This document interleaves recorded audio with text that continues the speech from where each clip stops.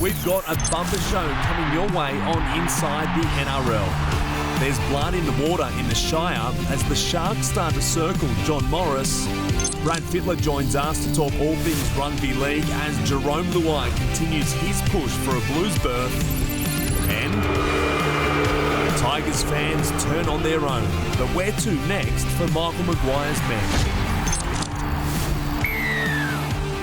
Hello, welcome to Inside the NRL. 5 weeks into the 2021 season. Upsets galore across the weekend. Manly and Cowboys enjoyed their first win, while the Dragons, they continue their charge into the top four. I'm Zac Bailey, joined once again by 2010 Premiership winner with the Dragons, Jamie Soward, Sydney Morning Herald's Michael Chammas. Wasn't it former Panthers player last year? All of a sudden it's 2010 Dragons Premiership winner. I'll tell you what, whatever Soward touches turns to gold, but it's time to find out what left egg on Michael and Jamie's face.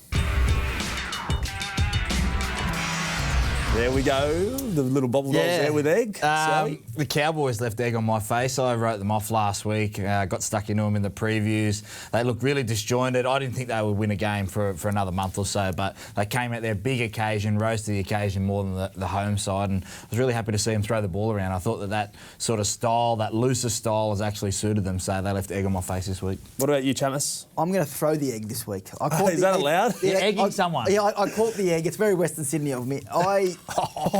I think that the egg is on the... I won't cop that. Well, I'm from there. As voice of the West. Yeah, well, that's okay. That's okay. Listen, speaking of the West, I think the egg is on the face of the Bulldogs. When Matt Burton scores the try, we got vision, I hope, of Matt Burton scoring on the weekend, and he grabs the badge. Now, I'm not saying anything that he's going to stay at Penrith, because he can't. He's not staying at Penrith.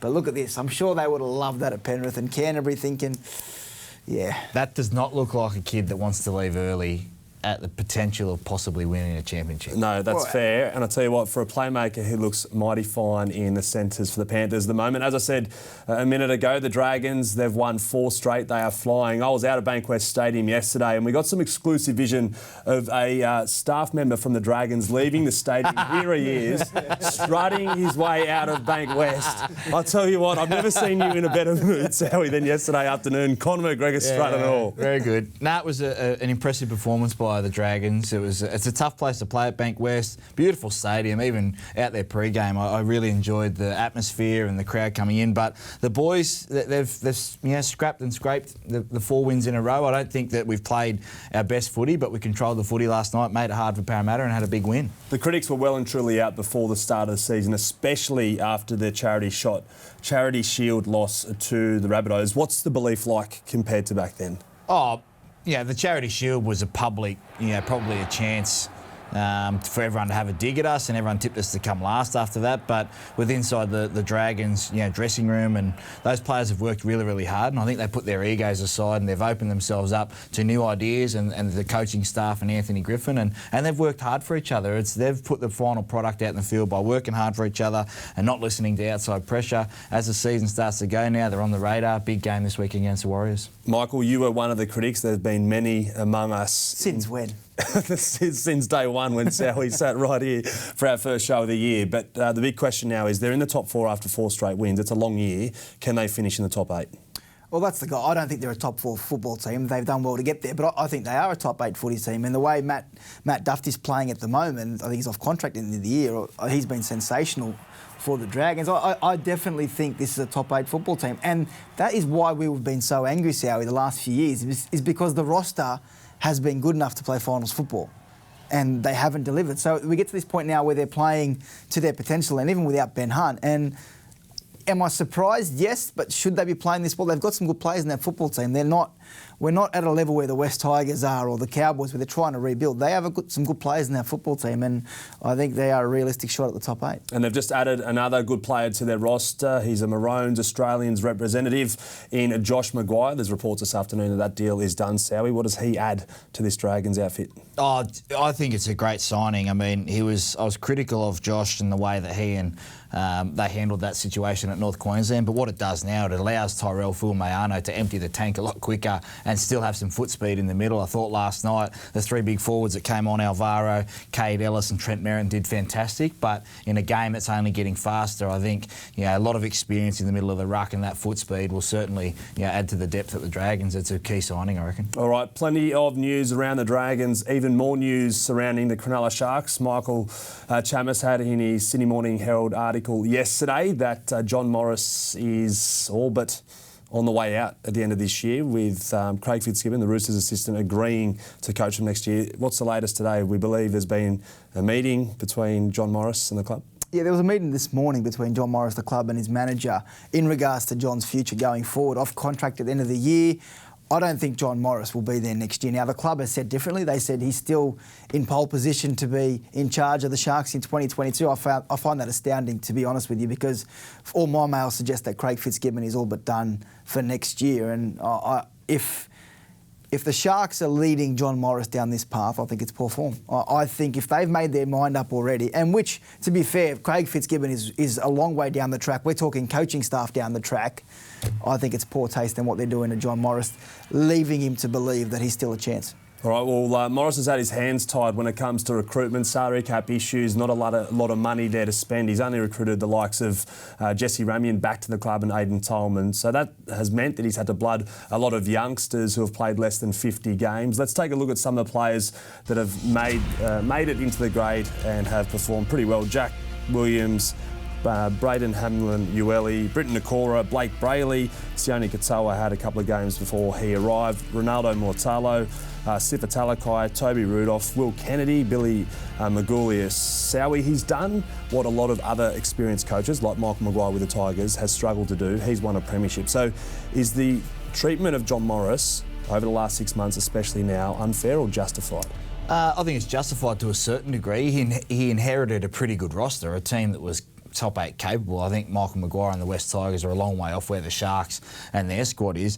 That the question that comes back time and time again is, are they getting any better? They have great wins. They were fantastic against the Cowboys for 60 minutes the other night. They were great against the Roosters, but are they getting any better to the point where they're going to be able to compete for a title in 2 or 3 years? That's the question that you start looking for. They made the 8 last year by not beating a top 8 team, so that's where the questions start to come in, because if you've reached your ceiling, and I was critical of Anthony Griffin at the Penrith Panthers, is they got to a ceiling. If that's the ceiling right there for the team, how can you keep trying to re-sign the coach if they've reached their ceiling already? They need someone to come in over the top and put the finishing touches on. It happens in professional sport everywhere. Chammas, if it was Craig Bellamy, you'd expect him to come in there and take them to the next level. But is Craig Fitzgibbon an upgrade? I think Craig Fitzgibbon is, by all reports, and renowned in the game as the next best one, ready to go. He's ready to go. He's been in the system with the Roosters. You couldn't have asked for a better apprenticeship, right? He's served under Trent Robinson for 10 years at the Roosters. He's obviously played at the Roosters and been part of a winning culture.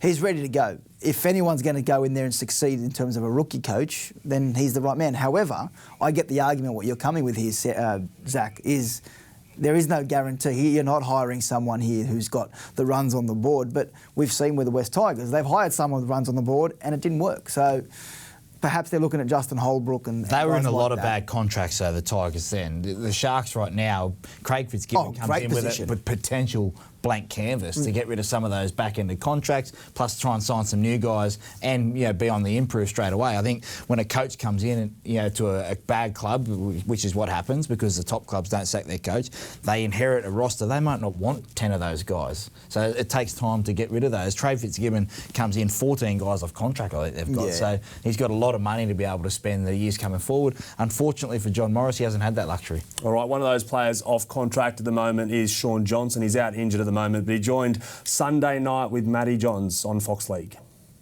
I look at the facts, bro. I don't know how you can have a coach that has been thrown in the deep end right from the start. Had to take over a difficult situation with Flanagan leaving. Got after it, taken his side to the finals the last couple of years, and then find himself in the position that he's in right now. It's it's certainly disappointing. He hasn't had any control over the roster. He's been in a situation where our cap's been shot the last couple of years, and he's just made do with what he's got, and he's got us all on board. So I generally can't speak highly enough of him. That is courtesy of Fox League. Sowie, how will this current situation around the coach affect those 14 players that are off contract and whether they want to re-sign with the club? Well, you can say you're in for the team. It's a business. It's easy to be saying that now, and they've got a lot of people off contract. But if a contract is sitting in front of you that will secure your long-term future, you think about yourself first. I don't care what anyone says, and that will be the situation with those 14 guys. You're not going to take less to stay, because of the new coach. It'll be up to the new coach, and I think the quicker that they get that done, they'll be able to sit down with those guys and say, look, we're not, trashing what John Morris has done. It's been fantastic what he's been able to do, but making the finals year after year isn't successful. You've got to be able to be competing for championships. Otherwise, the pressure is always going to be on you, like it is on the other 15 teams that don't win the comp every year. Michael, should Craig Fitzgibbon be concerned with the way they've treated John Morris before he goes there? I think there are people trying to convince Craig Fitzgibbon that he should be concerned. I think that he's been looking at this for months now. And I think he's done all his homework around the juniors, the pathways, and he thinks it's the right job for him, the salary cap situation. Should he be concerned with the way the club's handled it? Yeah, sure, because I don't think it's been handled very well at all by the Sharks, what they've done to John Morris. OK, so let's look forward a couple of weeks. If they announce that Craig Fitzgibbon will take over next year, should they just bring him in this year? No. He won't leave. The mid-season one you won't do. He's committed to the Roosters, and what it would do is if he comes in and they don't perform up to standard with all those guys with contract stuff going on, then he's tarnished straight away going into next year. So he'll start fresh in the off-season, get his signings done, and then hit the ground running in 2022. OK, while we're on the topic of coaches, no better person to bring in than Blues coach, New South Wales coach Brad Fittler. Freddie, thanks so much for joining us on Inside the NRL. We're just talking about one of your long-term teammates. He's part of your Blues coaching staff in Craig Fitzgibbon. Why would he make a good NRL coach? Well, it's yet to be seen, but I assume he's going to. He works very hard. He knows the game back to front. He loves the game. He's got an affiliation with the Cronulla area. He lived there for a long time while he played for the Roosters, so he knows a lot about the fans and the supporters there.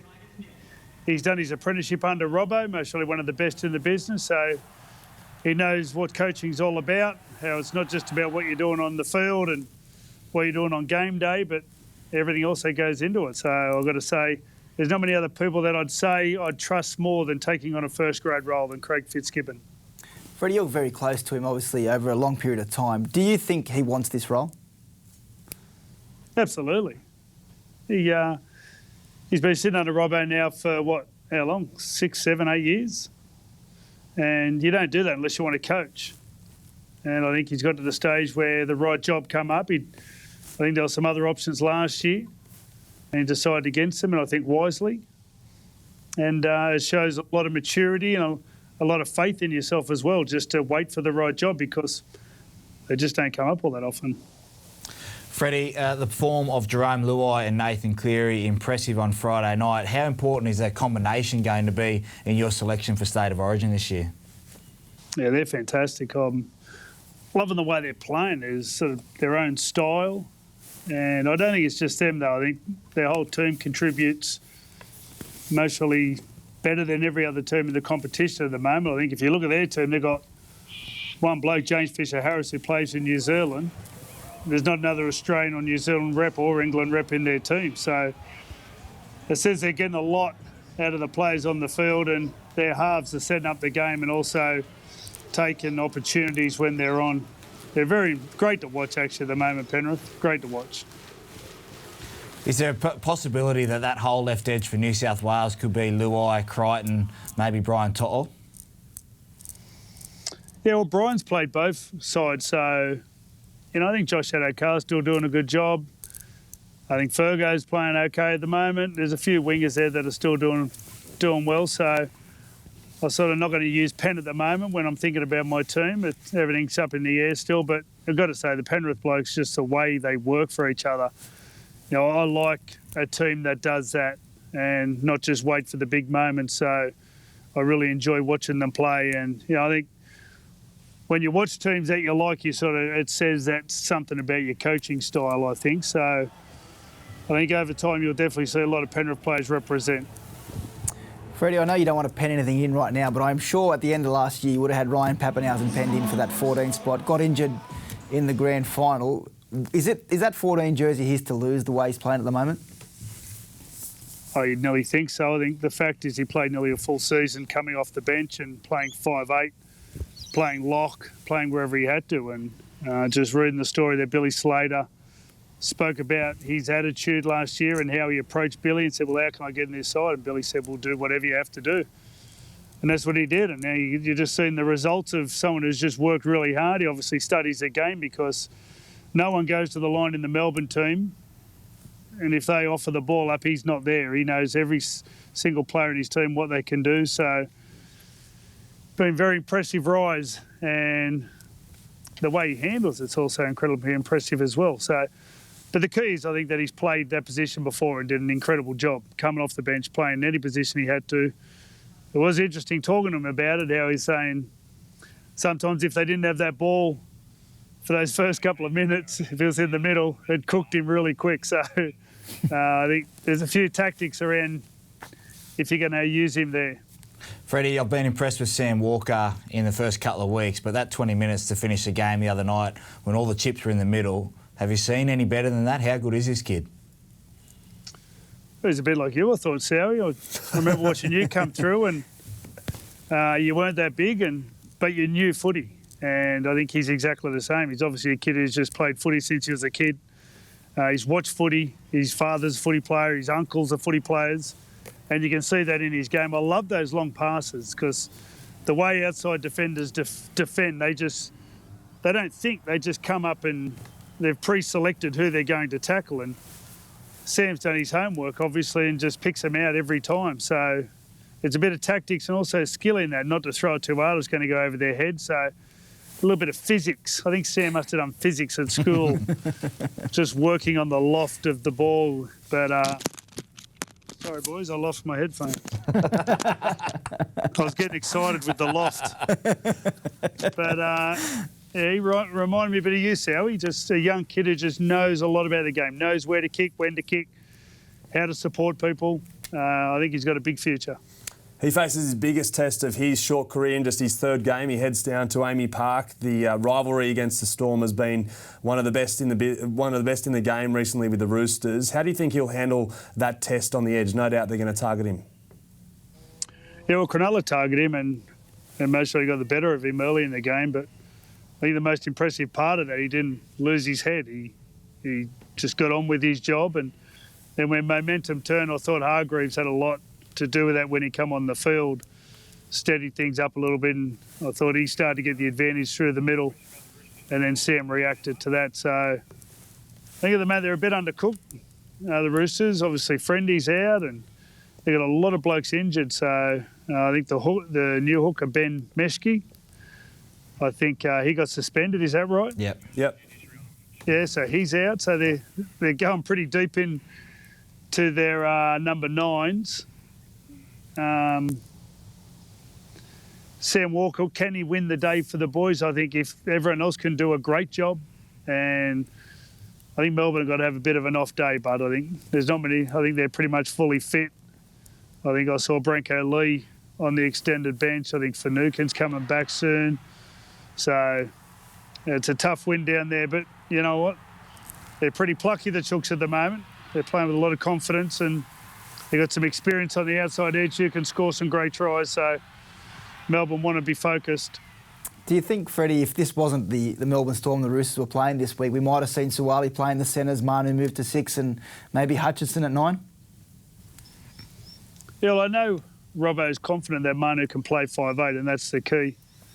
But I feel like the longer they can hold him off, naturally, the better.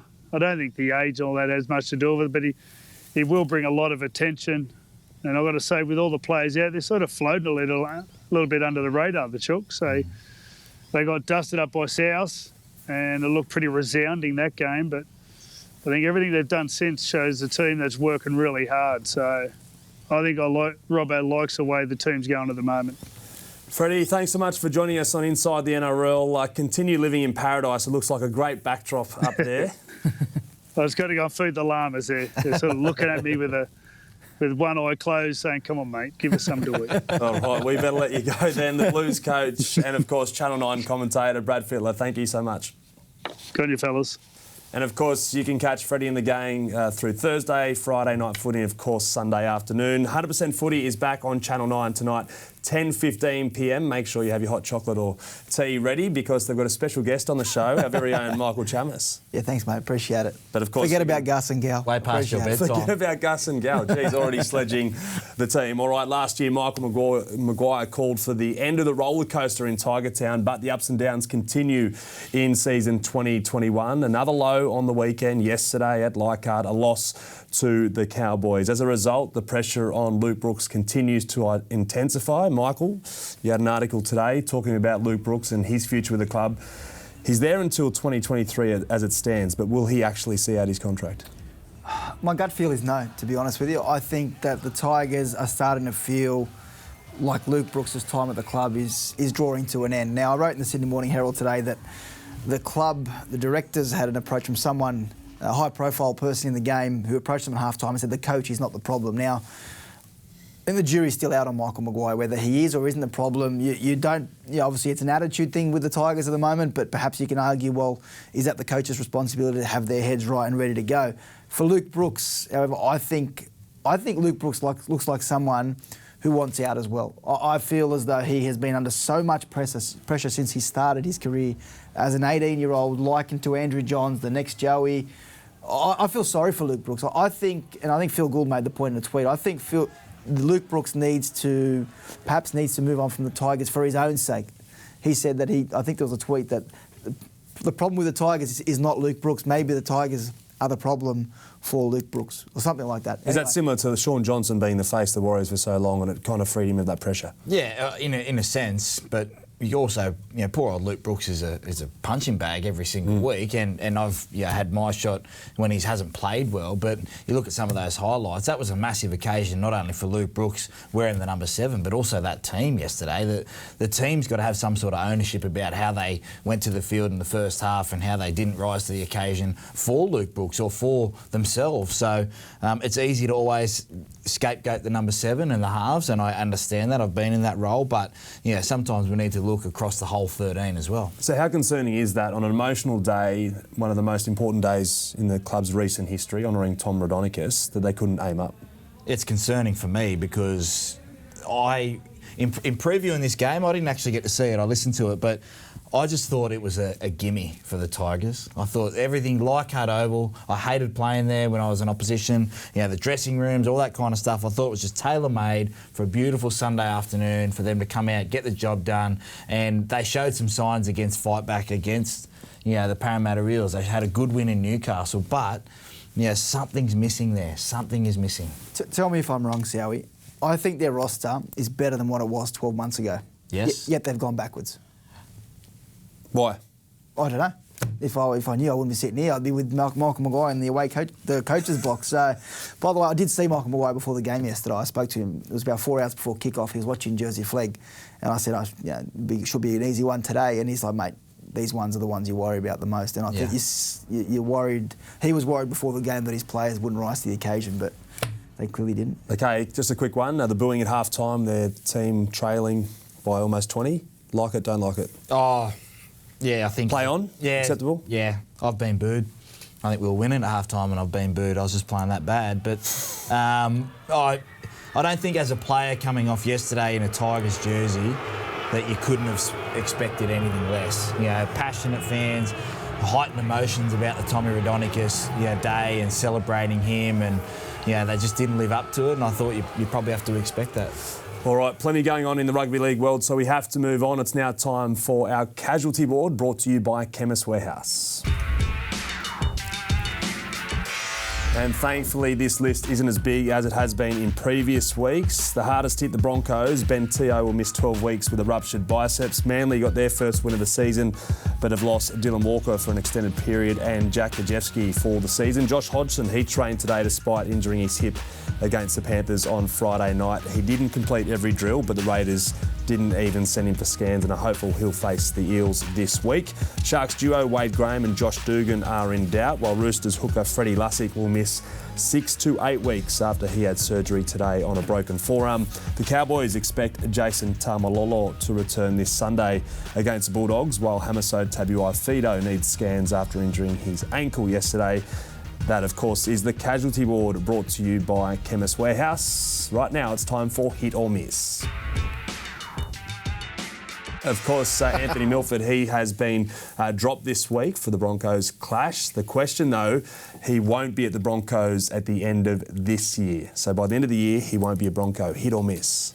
Hit for me. I think if you talk about Luke Brooks needing a fresh coat of paint somewhere else, Anthony MILFORD probably in the same boat. I'm just trying to, in pre-game, trying to work out where he might possibly end up. But, Kevy's put last week it was about his contract, and then this week he's dropped as well. So the signs don't look great. So before he won't even see out the year at the Broncos. Oh well.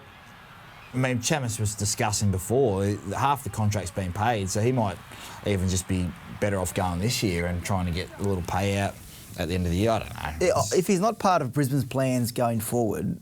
What are their plans, though? Oh, who knows? They've got that. They've picked two halfbacks. They're ruining young Dearden and Croft every single week. I don't know what they're doing. Their roster is so skewed, the balance, can you believe Payne Haas is one of the lowest paid forwards at that club? Thomas Flegler's on more money than Payne Haas. The way that the salary cap is done at the moment at Brisbane, it's just leaving them in all sorts of problems. I think if Anthony MILFORD is not wanted, and there's a club with some injuries come finals time, you've got till August 1. I wouldn't be surprised if Anthony MILFORD slots into a number 6 role somewhere just as a risk because someone needs to fill a spot. So you're also a hit, saying he won't be there by the end of the year? I'm a hit. I know we're tight on time. Are they better this year with Kevy, or are they better off without Anthony Seibold? Same thing. Yeah. All right, Preston Campbell, Matt Rogers, Scott Prince, Luke Bailey, Greg Bird, Ashley Harrison, Nate Miles, AJ Brimson, Mal Meninga off-field. What they all have in common, they're all signings for the Gold Coast Titans. The statement, David Fifita is the best ever Titans signing. Hit, tick, tick, tick. Get some sound effects behind that. What a performance the other day. This is, talk about bang for buck. He was fantastic. I thought he was the best player on the field, and the hype is starting to be real. I was worried, and I still am a little bit worried about how they play to him at times, but Jamal Fogarty, Ash Taylor, if they can get it right, he is a one-man wrecking ball on that left edge, and they all look like they feed off him. Best signing. Michael. Missed that one. Hit for best signing for MC Hammer's fantasy team. Smashed it as captain on the weekend. I'm very happy with that. Enough about yourself. You're on 100% footy tonight. We've given you your plug. I say miss. I'm going to go with Tino. I just think, I said at the start of the year, I think Tino, value for money, what they paid for him compared to what they paid for Fifita. Big Tino fan. Tino who, sorry? Faisal Malawi. Okay, good attempt. I was practising before the game. Yeah, you're going to need a bit more practice needed. Following the sad passing of Tommy Raudonikis, 2GB host Mark Levy put something out on Twitter which caught my eye. He said the State of Origin Shield should be renamed the Beatson Raudonikis Shield. Sowie. Hit. No brainer. No brainer. Yeah. Why would it mean so much to them? Well, they made it Origin. That's as simple as that. I don't think you overcomplicate these things. You look at Artie there and Tommy and how much respect they have within the game. I think it'd be a fantastic addition. Yeah, we've got the Wally Lewis medal. Yeah, why not now? We make it the Raudonikis Beatson. Someone got punched in the face after scoring a try there. I wouldn't have played ever again. No way. All right, it's time to move on. They were both two champions, and our thoughts are with the Raudonikis family and everybody that knew him, which were a lot of people in the rugby league circle. Michael Chammas, your duties for champ or chump this week? Yes, disagreeing with Sierra before the show. I'm going to go with the Panthers fans as my champs of the week. I was on the hill on Friday night watching that game against the Raiders, and little 5-year-old son asking what was going on. He's saying, why are we doing the Viking clap? I joined in. I love it. I love this. Yeah, it just builds rivalries. I like when Michael Ennis did it a few years ago and taunted the Raiders fans, and I love that we were, by we I meant the game, we're watching that. You will not be welcomed. We at the start of the show, the Dragons, Parramatta, he says it when Brad Arthur gives him an interview. Mitchell Pearce gives him an interview, he says we. And now he's a Penrith Panthers fan.